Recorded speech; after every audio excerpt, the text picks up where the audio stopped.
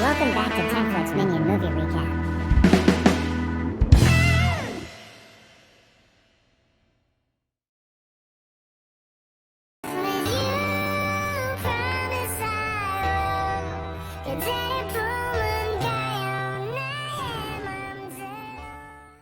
The story begins in the land of Deho, wherein mages are able to harness the power provided by the majestic lake around, while the mystical land surrounds the powerful lake.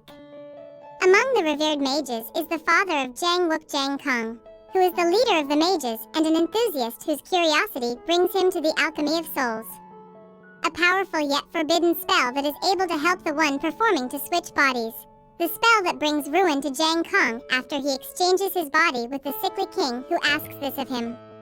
The king then goes on to create an heir of his own with Jang Kang's wife, thus beginning a disaster for them all. Realizing that the child has been born under the king's star, Jang Kong blocks the newborn Jang Wook's energy gates to keep him safe, before disappearing. Years later, the head of Sungrim Park Jin is seen following the notorious assassin Naksu, who claims to be the one behind the deaths of many mages. He is able to give her a fatal wound, but is unable to stop her from escaping. Naksu rushes to perform the Alchemy of Souls to save herself. However, she accidentally ends up in the body of a blind, powerless girl Mudiak. Now, left with no powers of her own and just a set of skills that she is unable to use, she tries to get back her sword, assuming that she will be able to get her powers back. Later, she meets Jang Wook, who recognizes her identity because of the soul shifter mark in her eyes. He makes her his maid and asks her to be his master, only to be rejected. Instead, she tries to get to her sword only to find herself trapped inside Sungrim after the news of a soul shifter infiltrating the place is brought out. Park Jin calls for the help of the Jin family as Jin Shoyun brings the Sapsuli to find the soul shifter among them all. Fortunately for Mudiak, a soul shifter does get caught and diverts everyone's attention while the Sapsuli chases Mudiak. Jang Wook saves Mudiak again, but breaks Sapsuli's pottery, which gets him punished. Later, Mudiak gives him her goodbyes and tries to go back to her place only to see her body being burned in front of everyone. Right then, Jang Wook arrives with her sword, which fills her up with hope, only to once again fall down when she is unable to unsheath her sword. Left with no hope, she attempts to end her life in the lake when the lake fills her up with power, which makes it possible for her to unsheath her sword. Realizing that immense power is needed to help her regain her energy, she accepts Jang Wook as her student. After a poisonous battle and severe punishment, she is able to help Jang Wook unlock his energy gates only to find out that he is unable to control the power. The Crown Prince then arrives and gets into a duel with Jang Wook after he tries to take Jang Kang's sword. However, due to Mudiak's intervention, the Crown Prince loses. This becomes a bigger issue after Jin Mu finds this to be an opportunity to block Jang Wook's succession to his father's position as the Gwangju. Mudiak and Jang Wook then escape the capital as the former takes him to the place that was her home for years. The two reach Danhyanguk, where they meet Master Li, who is a pupil of the legendary mage Seo Jiang. The two begin their days there, but Mudiak soon realizes that Jang Wook is not as enthusiastic about learning and tries to get him back on board.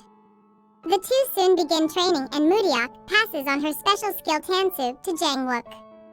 Elsewhere, Seo Yeol reveals having met Naksu when he was younger, which helps Park Jin and Hyo Yeom realize that she was the missing daughter of a constellation mage who went wild after becoming a soul shifter. Jang Wook and Mudiak return to the capital, where the latter finds herself entering Jinyuan after a series of events to escape Kilju, only to get trapped inside the Mirror of Longing. The relic that trapped her creates an image of herself in front of Seo Yeol and the Crown Prince, which shocks them as they rush to the Jin family house. Jang Wook too arrives there while searching for Mudiak, and the three enter Jinyuan. Jang Wook soon finds out that Mudiak has been trapped inside the mirror and covers it so that he doesn't get trapped inside himself. Right then Mudiak touches the mirror surface, which cracks it, following which the two are able to leave Jinyuan. Later, Kilju blackmails Mudiak into bringing Jang Wook to him so that he can soul shift into his body. Mudiak is unable to do so and reveals this to Jang Wook, who tells her to go meet Kilju.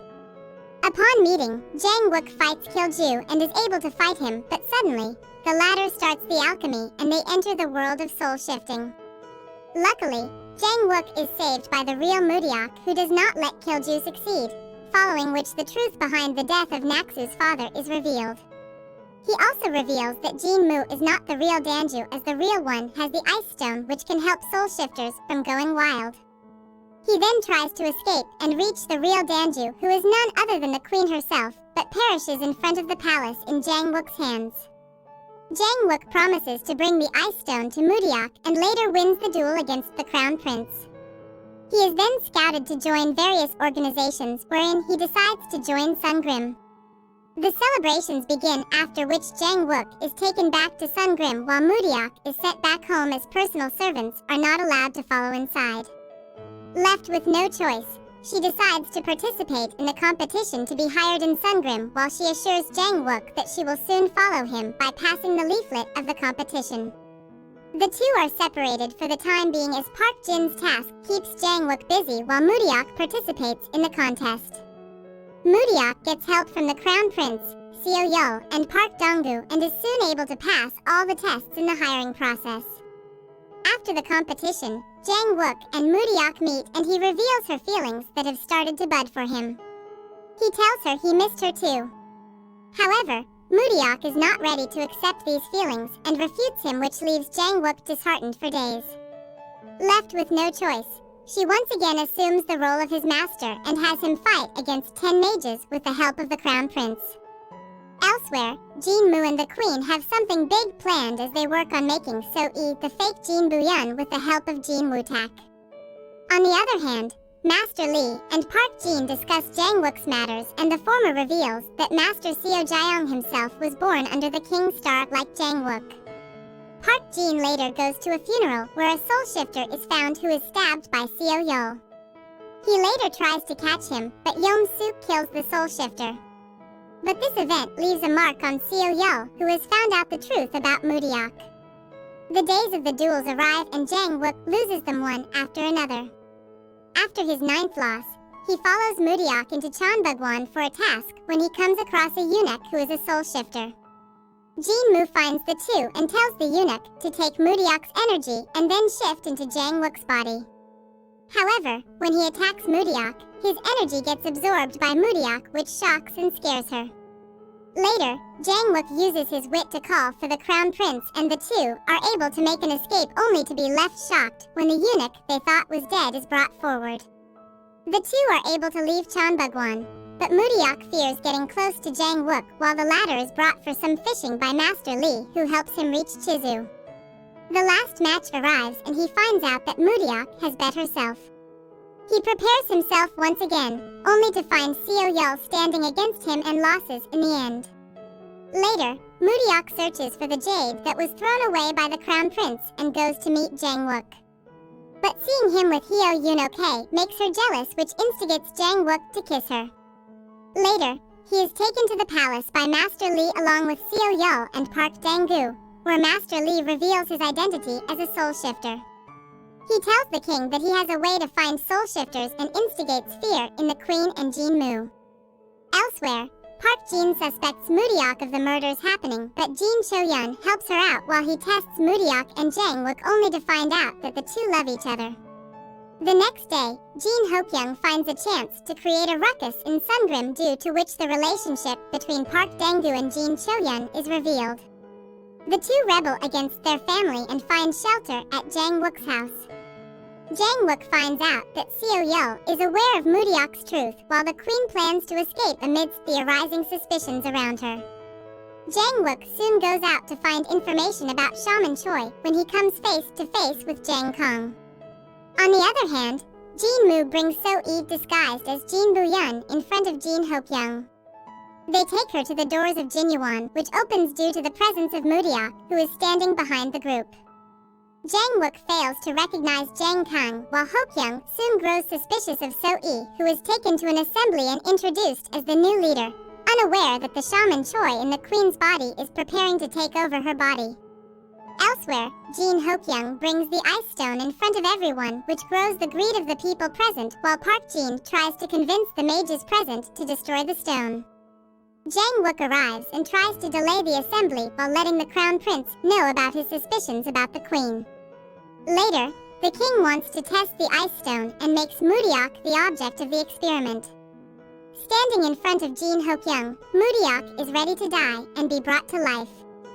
However, while being choked, memories of Jin Buyun's childhood flash by and she calls out mother, which shocks Jin Hokyung. A storm starts brewing and Moodiok finds herself inside the storm where she meets the real Jin Buyun, who warns her of the burden that she will have to carry if she uses the stone. She also gets to know that the barrier is the ice stone. She is ready to shift her soul and says her goodbyes to everyone, but fails when she finds out that the barrier has been infiltrated by a soul shifter. Aware that the mages will not be able to use their powers inside the barrier while soul shifters are strengthened, she puts a pause on her plans.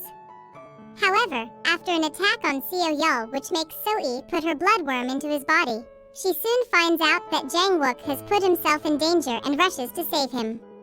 Now aware of her strong feeling for Jang Wook, she is unable to say her goodbyes to him and gets another promise along with a kiss. Jang Wook then finds a way to break the barrier and finds himself standing among the stars in place of the king's star with the ice stone in front of him. Everyone witnesses the star arising but assumes the crown prince to be behind it, except Park Jin. The calamity soon comes to an end after the shaman Choi's death and Jin Woo-tak's confession. As words of parting are said to Seo Yul while celebrations are welcomed with the upcoming wedding of Park Dang-gu and Jin Choyun. Jang Wook and Moodiok too share a dream of having a wedding themselves and very soon. But good days don't last long as Jin Moo acquires Shaman Choi's bells and puts Moodiok under a spell to control her. On the day of the wedding, he orders Moodiok to kill Jin Woo-tak and go wild in Sungrim. Moodiok arrives at Sejwookwan and is seen attacking Jin Woo-tak by Jin Choyun and Park Dang-gu, who try to stop her only to fail. Successfully killing Jin Woo-tak, she goes wild in Sungrim and stabs Jang Wook, which gives her a moment's consciousness. Jin Moo arrives at Sungrim and reveals Moodiok's truth while labeling Jang Wook a criminal. He once again rings the bells and Moodiok is controlled once again. She escapes from the scene while leaving behind people grieving for their loved ones. Following this incident, Jin Choyun vows revenge while Jin Moo successfully labels Jang Wook a criminal, which leaves him with a funeral fit for a criminal. However, when the fire on Jang Wook's body is lit, a change of events turns the fire blue and shocks everyone. On the other hand, Moodiok is aware of what has happened and jumps into the lake, which is a grave for soul shifters, only to be saved by unidentified people. Elsewhere, Jang Wook is now reborn.